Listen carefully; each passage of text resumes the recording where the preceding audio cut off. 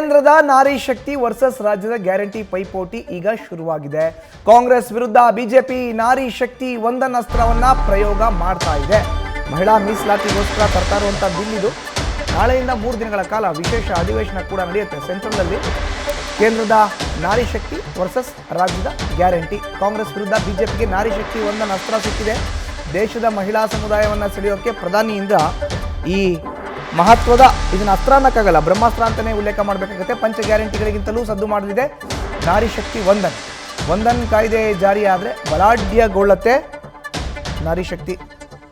ಹೆಣ್ಮಕ್ಳು ಇನ್ನಷ್ಟು ಸ್ಟ್ರಾಂಗ್ ಆಗ್ತಾರೆ. ಹೆಚ್ಚಿನ ಮಾಹಿತಿ ನೀಡ್ತಾರೆ ನಮ್ಮ ಪ್ರತಿನಿಧಿ ಗಣಪತಿ. ನ್ಯೂಸ್ ಡೆಸ್ಕಿನ ನೇರ ಸಂಪರ್ಕಕ್ಕೆ ಜಾಯ್ನ್ ಆಗಿದ್ದಾರೆ. ಗಣಪತಿ, ರಾಜ್ಯದಲ್ಲಿ ಈಗ ಪಂಚ ಗ್ಯಾರಂಟಿಗಳನ್ನು ಘೋಷಣೆ ಮಾಡಿ ಮಹಿಳಾ ಮತಗಳನ್ನು ಕ್ರೋಢೀಕರಣ ಮಾಡಿದಂಥ ಕಾಂಗ್ರೆಸ್ಗೆ ಈಗ ಕೇಂದ್ರ ಸರ್ಕಾರ ಒಂದು ಬ್ರಹ್ಮಾಸ್ತ್ರವನ್ನು ಕೊಡ್ತಾ ಇದೆ. ಅದು ನಾರಿ ಶಕ್ತಿ ಒಂದನ್ ಅಸ್ತ್ರ. ಎಕ್ಸ್ಪ್ಲೈನ್ ಮಾಡೋದು ಮಧುಸೂದನ್, ಖಂಡಿತ ರಾಜ್ಯ ಬಿ ಜೆ ಪಿಗಿರ್ಬೋದು ಹಾಗೆ ಕೇಂದ್ರ ಬಿ ಜೆ ಪಿಗಿರ್ಬೋದು ಒಂದಷ್ಟು ಸಮಸ್ಯೆಗಳೇನಿತ್ತು ಅಂತಂದರೆ ಮಹಿಳಾ ಸಮುದಾಯದ ಓಟ್ಗಳನ್ನು ಹೇಗೆ ಕ್ರೋಢೀಕರಿಸಬೇಕು ಅಂತ. ಯಾವಾಗ ರಾಜ್ಯದಲ್ಲಿ ಕಾಂಗ್ರೆಸ್ ಅಧಿಕಾರಕ್ಕೆ ಬರುತ್ತೋ ಆ ಅಧಿಕಾರಕ್ಕೆ ಬಂದಿರುವಂಥ ಕಾರಣಗಳೇನು? ಇಲ್ಲಿರುವಂಥ ಕಾಂಗ್ರೆಸ್ ಗ್ಯಾರಂಟಿಯನ್ನು ಅಸ್ತ್ರವನ್ನು ಪ್ರಯೋಗ ಮಾಡುತ್ತೆ. ಅದಾದ ನಂತರ ರಾಜ್ಯದಲ್ಲಿ ಕಾಂಗ್ರೆಸ್ ಅಧಿಕಾರಕ್ಕೆ ಬರುತ್ತೆ. ಈ ಮಹಿಳಾ ಸಮುದಾಯದ ಓಟ್ಗಳನ್ನು ಹೇಗೆ ಕ್ರೋಢೀಕರಿಸಬೇಕು ಅನ್ನೋ ಲೆಕ್ಕಾಚಾರದಲ್ಲಿ ಕೇಂದ್ರ ಬಿ ಜೆ ಪಿ ಸಾಕಷ್ಟು ತಂತ್ರಗಾರಿಕೆಯನ್ನು ಮಾಡ್ತಾ ಇರುವಂಥದ್ದು. ಈ ನಿಟ್ಟಿನಲ್ಲಿ ನೋಡೋದಾದರೆ ನಾರಿ ಶಕ್ತಿ ಒಂದನ್ನು ಈ ಅಧಿನಿಯಮ ಏನಿದೆ ಇದು ಇನ್ನೇನು ಕೆಲವೇ ದಿನಗಳಲ್ಲಿ ತಿದ್ದುಪಡಿಯಾಗಿ ಒಂದಷ್ಟು ಜಾರಿಯನ್ನು ಬರುತ್ತೆ. ಹೀಗಾಗಿ ಈ ಮಹಿಳಾ ಮೀಸಲಾತಿ 33% ಏನು ಮಹಿಳಾ ಮೀಸಲಾತಿ ಇದೆಯಲ್ಲ, ಇದನ್ನು ಜಾರಿಗೆ ತಂದಿದ್ದೇ ಆದಲ್ಲಿ ಮಹಿಳೆಯರ ಸಬಲೀಕರಣಕ್ಕೆ ಹೆಚ್ಚಿನ ಒತ್ತನ್ನು ಸಿಗುತ್ತೆ.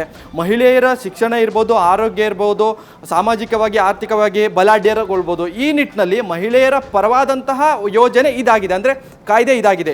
ಈ ನಿಟ್ಟಿನಲ್ಲಿ ಗ್ಯಾರಂಟಿಗೆ ತದ್ವಿರುದ್ಧವಾಗಿ, ಅಂದರೆ ಗ್ಯಾರಂಟಿ ಕೇವಲ 5 ಅಸ್ತ್ರಗಳನ್ನು ಪ್ರಯೋಗ ಮಾಡಿದ್ರು, ಇದರ ತದ್ವಿರುದ್ಧವಾಗಿ ಮಹಿಳಾ ಮೀಸಲಾತಿ ಕೊಡೋ ಮೂಲಕ ಕೇಂದ್ರದ ಬಿ ಜೆ ಪಿ ಈಗಾಗಲೇ ಒಂದು ಹೊಸ ತಂತ್ರಗಾರಿಕೆಯನ್ನು ಮಾಡ್ತಿರುವಂಥದ್ದು. ನೋಡಿ, ಗ್ಯಾರಂಟಿಯಲ್ಲಿ ಕೇವಲ 5 ಅಸ್ತ್ರಗಳನ್ನು ರಾಜಕೀಯೇತರವಾಗಿ ಪಡೆದುಕೊಳ್ಬಹುದು ಮಹಿಳೆಯರು.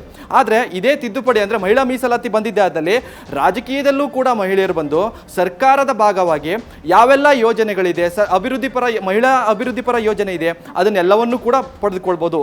ಈ ನಿಟ್ಟಿನಲ್ಲಿ ಸರ್ಕಾರದಿಂದ ದೂರ ಉಳಿದಂಥ, ಅದರಲ್ಲೂ ಕೂಡ ಬಿಜೆಪಿಯಿಂದ ದೂರ ಉಳಿದಂತಹ ಒಂದಷ್ಟು ಮಹಿಳಾ ಮತದಾರರನ್ನ ಸೆಳಿಬೇಕು ಅಂತಂದ್ರೆ ಈ ಮಹಿಳಾ ಮೀಸಲಾತಿ ಅವಶ್ಯಕತೆ ಇದೆ. ಹೀಗಾಗಿ ನಾರಿ ಶಕ್ತಿ ಒಂದನ್ನು ಏನಿದೆ, ಈ ಕಾಯ್ದೆ ಏನಿದೆ ಅದನ್ನು ಜಾರಿಗೆ ತರಲಿಕ್ಕೆ ಈಗಾಗಲೇ ಸಾಕಷ್ಟು ಸಿದ್ಧತೆಗಳನ್ನ ಮಾಡ್ಕೊಂಡಿರುವಂಥದ್ದು.